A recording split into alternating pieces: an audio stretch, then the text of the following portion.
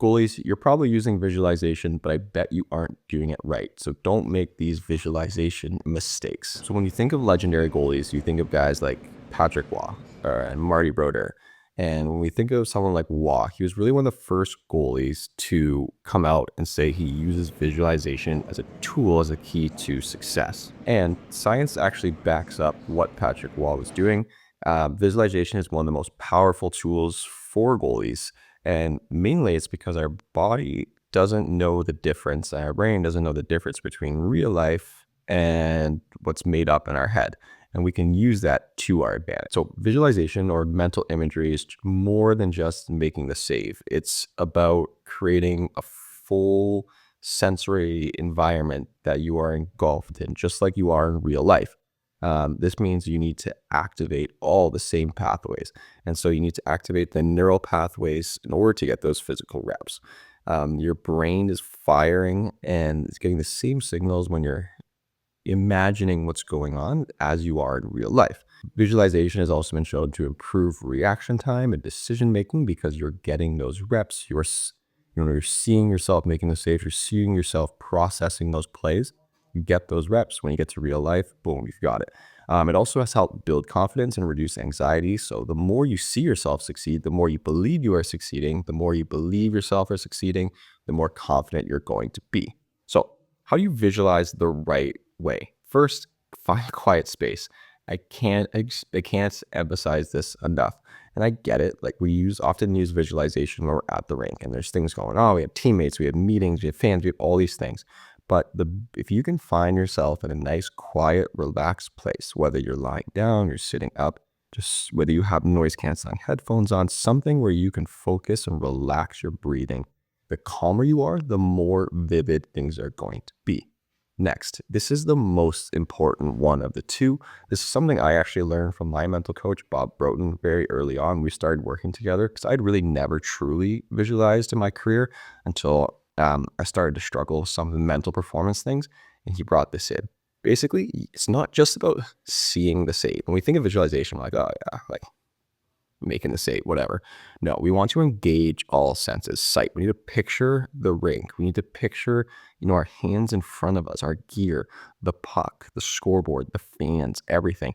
If you know what that rink's going to be in advance, even better. Or you can just kind of come up with some general idea of what a rink looks like, but you want to see all the fine details. Next, sound, hearing everything. Whether that's the skates hitting the ice, the coach yelling at things, players calling back and forth, the sound of the puck coming off the stick, all that. You want it to be as realistic as possible. Touch. What does it feel like when you put your hand in your glove? What does it feel like with your feet and your skates? Can you wiggle your toes? Like taking a puck in the chest, making a save off that block, or that pop that comes off the block, or the vibration. Feel everything. We have smell. Obviously, hockey, we're notorious for smelly gear. So what does your gear smell like? What does the rink smell like? Rinks kind of have that same ammonia-ish smell. Smell that.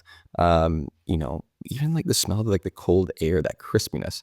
And the last one is taste. It sounds weird, but maybe it's just a sip of water from your water bottle. Maybe you're a BioSteel or a Gatorade type of person. What does that taste like? Taste the coolness, feel the coolness in your mouth. Or do you have a banana pregame?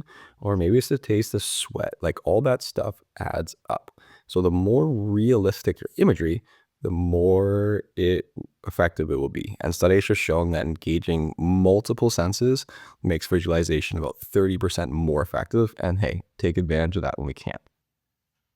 Number 3, visualize specific scenarios. So don't just do stuff to do stuff, do it with purpose. Whether that's the play entering the zone, all the details, understanding the passes across, 2-on-1 plays. Are we reading the pass, making sure we're beating things on our feet, breakaways, shots to traffic, like all the realistic things.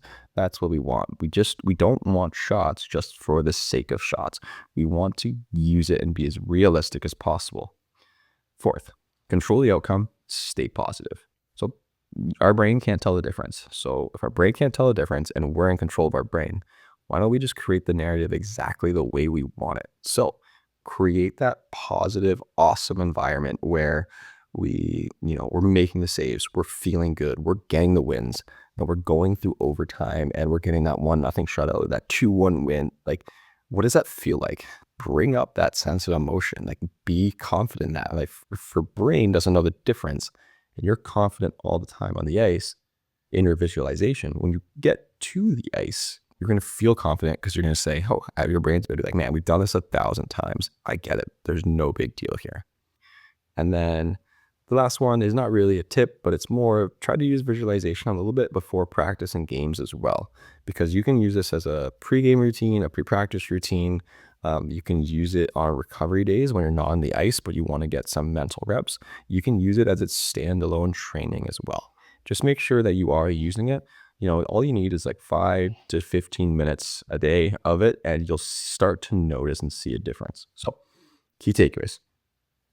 Visualization, one of those powerful tools you as a goalie can use, but it has to be done correctly. So engage all 5 senses, picture specific game-like scenarios, use it to be successful and confident the entire time, and then use it consistently. Actually, consistency.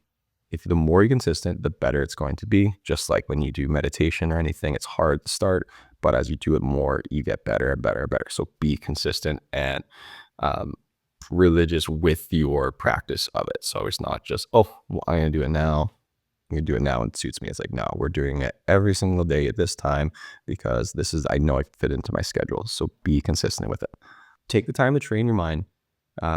You'll enter the game feeling better, feeling more confident, feeling you've already won the game before it started, and everything is going to be new. Everything is going to be the usual for you. So good luck. If you have any questions, reach out to me, shoot me an email at jmaelitegoaliemethod.com or shoot me a message in the EGM Labs app. That's where I answer all my questions. And they're also the sponsor of the newsletter. Thanks everyone for joining.